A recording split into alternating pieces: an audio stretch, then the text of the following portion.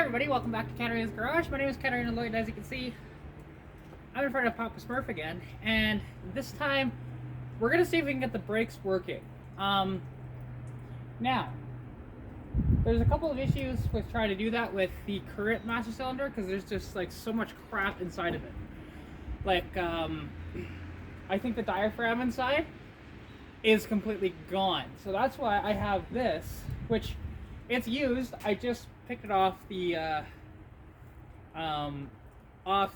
brake booster, but overall it's pretty good. It still needs a little bit of cleanup, but it'll work. Honestly, yeah. So I'm going to show you guys how to replace the master cylinder here, and then we'll look into showing you as well, like, hopefully, I've never actually butt brakes before, so hopefully we can figure that one out too. If not, I might have to farm that out, to be honest, or get somebody here to help me out with that. But yeah, because I've never done it. I've seen it done many times, but I've never actually done it myself. But anyways, let us try and begin here. So let's take a look inside of this master cylinder. Actually, you can tell it's a little dirty, but it's not too bad, honestly. You know, that all looks fine to me, although I am spotting an issue which I'll have to address here, because actually if you look in there you go, so that hole there is plugged up, so I'll need to address that. That's for the rear brakes, so I'll have to clean it out. Luckily I've got brake clean, so this shouldn't be too hard, because realistically it should just break it down, whatever it is.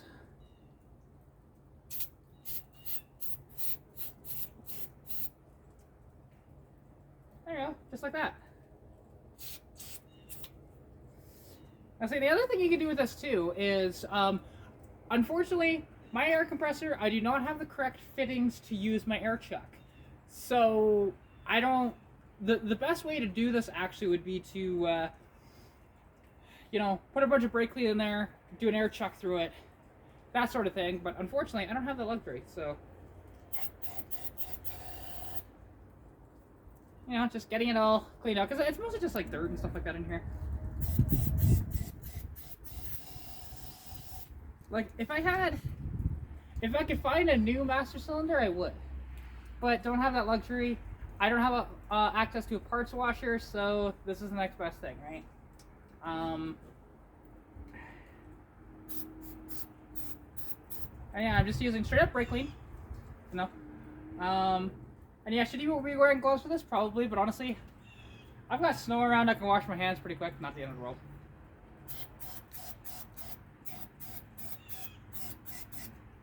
So yeah, just, again, when you get old parts, you want to clean them as best as you can.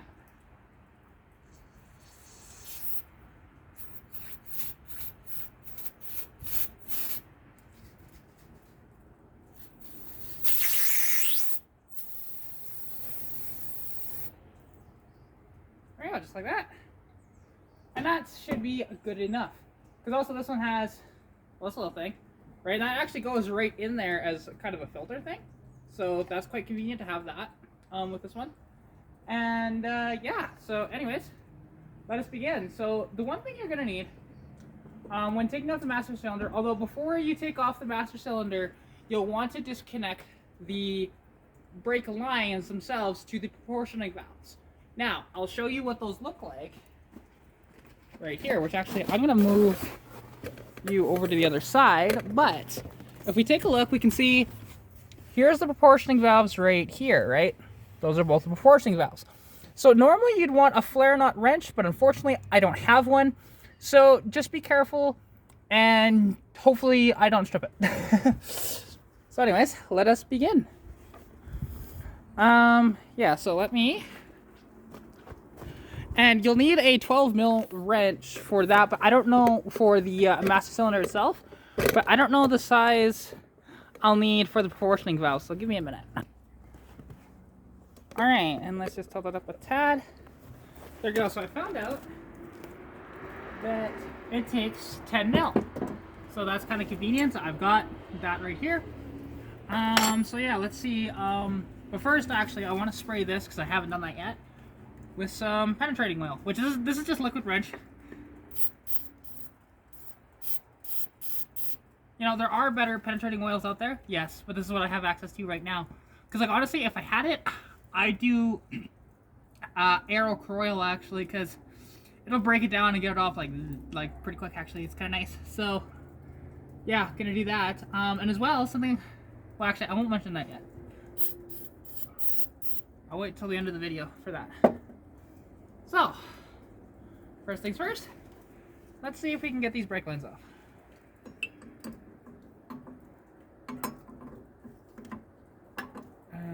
Do I have to remove it? I might have to remove the battery. You know what? But that's okay, because these aren't exactly tight on there, right? So, move the battery out of my way, which is all frosted up.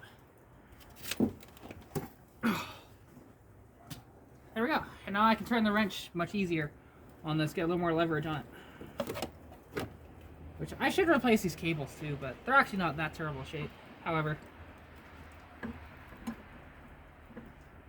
having new is a little better, so. Oh my god. Really?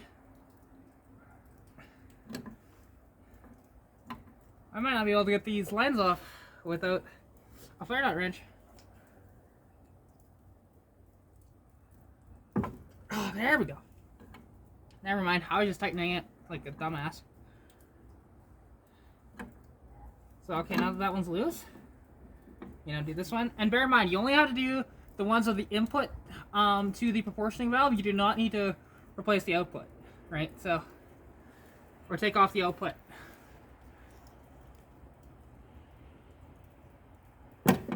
There we go. Well, I've got, looks like I got fluid coming out of here, so.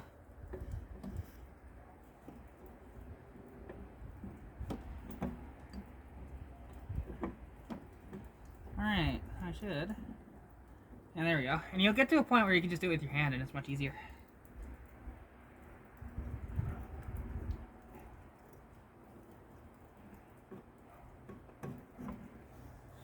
There we go. So it looks like, at least for that proportioning valve, some fluid did come out. So that's a good sign. Am I tightening this again? Yeah, I am. Whoops. Happens. But yeah, so in this car, as a fresh reminder, has been sitting since May of 1995. So it needs a lot. Currently does not have any brakes, does not run off its own fuel system, but I actually found, because I will mention that now, so I don't have to mention it later, I have found a mechanical fuel pump replacement that didn't cost $200. Because that's what I was essentially looking at for mechanical fuel pumps for this thing, and that's why we went to the electric. But on eBay, actually, brand new, it was, I think, all in like $60, which is about what that one would have cost. So, roughly, somewhere in that range anyways. I think it was like 40 or 50 US with shipping, so that's not terrible. And yeah, luckily I didn't have any issues with this. Because I have had issues with brake lines and fuel lines before, where they were just so stuck on that they just would not come off. So luckily, didn't have that issue here.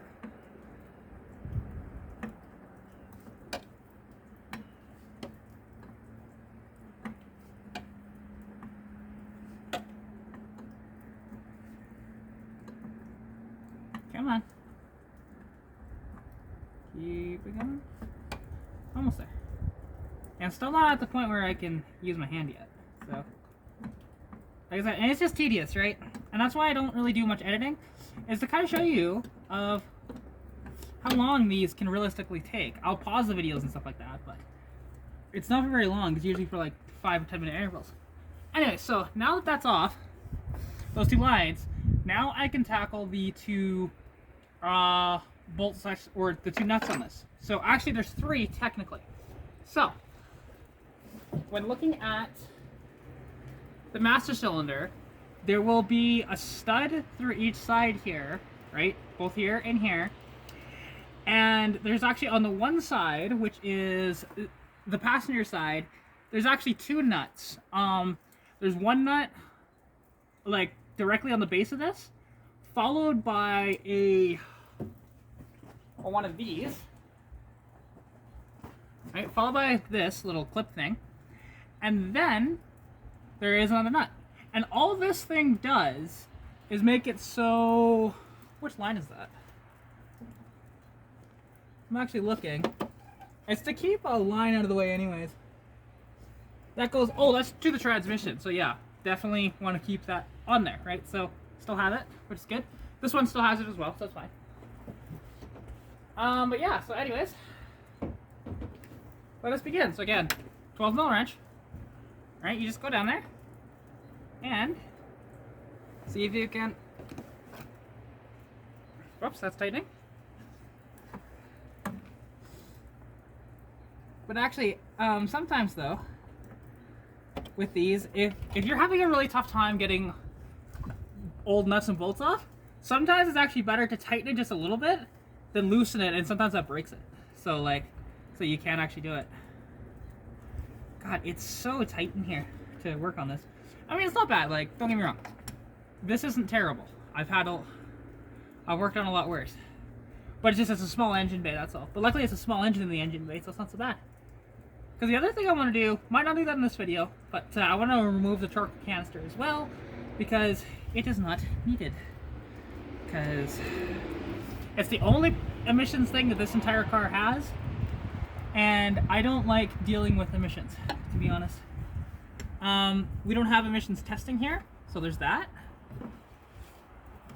Alright, let's just put that back, the cap back in. And I'll just reuse this cap because it's already wired in and everything. It's perfect. There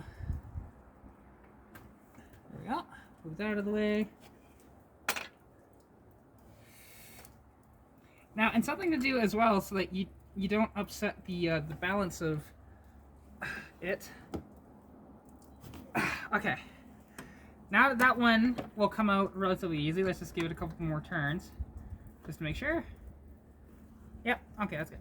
So, instead of taking one nut off completely, just break it loose and then go to the other side and then break that loose, and then you can take them all off so that way it doesn't actually, because the nut can actually bind on the stud, so you don't want that to happen. Oh god. There is one little, it's for the vacuum assist on the power brakes that is completely in my way. But I should be able to get around it without having to remove it. Maybe? No, I might actually have to remove this vacuum assist. The only problem is it's a rubber hose, which sorry.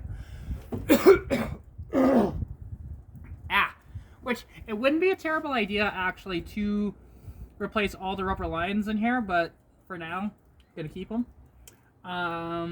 Just because, again, don't want to spend too much money on this. So, at the moment, like, yeah, if I had more money, which I mean, I'm gonna have some money soon, but I don't want to blow it. Come on, baby. How does that? Okay, that's tightening. Hang on. Flip that the other way. See if I can attack it from here. God, it is so tight in here. And the problem is getting that vacuum assist line off. There's a rusted on screw on that, so that's why I'm trying not to. Maybe I can get it from underneath. Haha, that's the trick. So now I wish the car was jacked up and I was underneath of it, but I'm not going to jack this thing up. No siree.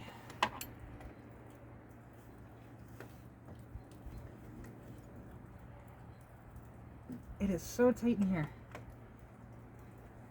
Oh, come on. Crap.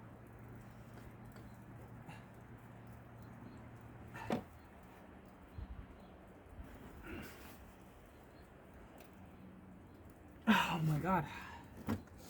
This one nut does not want to come off.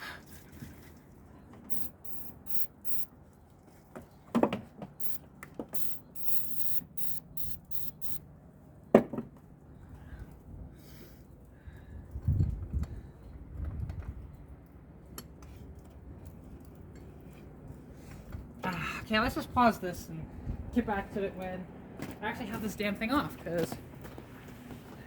Yeah, I already... Well, okay. So now, I'm having an issue with actually getting this thing out because, well, all the nuts are off of it. There's nothing still holding this in place, except for it's bonded to the brake boosters. So, an easy thing to do, grab a wrench or a hammer or something like that and just tap a bit around where the seal would be. Because, I mean, there's not actually a seal there, but you don't want anything where the two can join.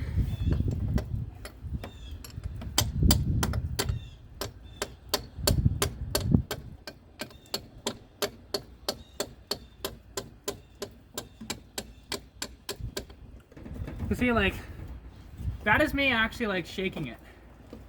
Like, grabbing it and it's shaking the whole car. That's how stuck it is. So, but I can see actually a little bit of a gap there, so.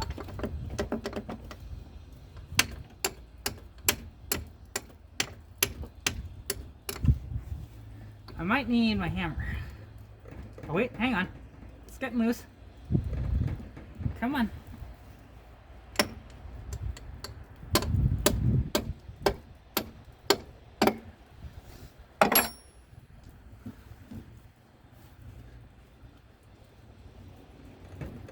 So close.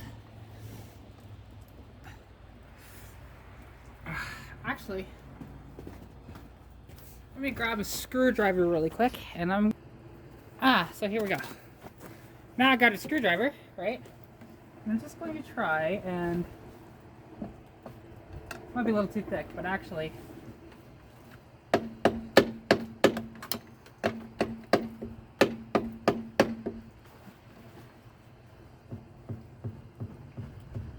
see, it's getting closer,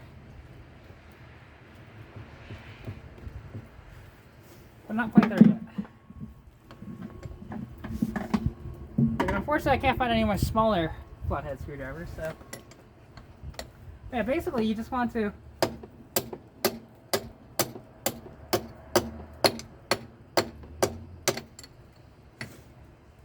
see, and a job that should have taken maybe about 10 minutes is now probably taking closer to an hour because it's stuck. Oh wait, come on, come on. There we go, finally. Okay, it came out. Now the fun part. Okay, take the cap off. Probably should have drained this before I took it off, whatever. I don't care at this point. So now, let's see, can I, without dumping a bunch of brake fluid everywhere? No, I'm going to be done with a bunch of brake fluid everywhere. Damn it. But I don't really want to remove the lines from this. I prefer to keep them there.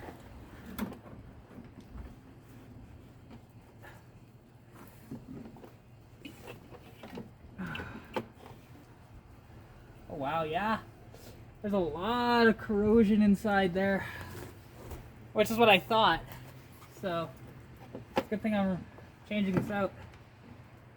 But again, only for a used one, but used one's in way better shape, so. Ah, shit, whatever. It'll dry. Plus, I'll also grab some paper towels and stuff. So, okay.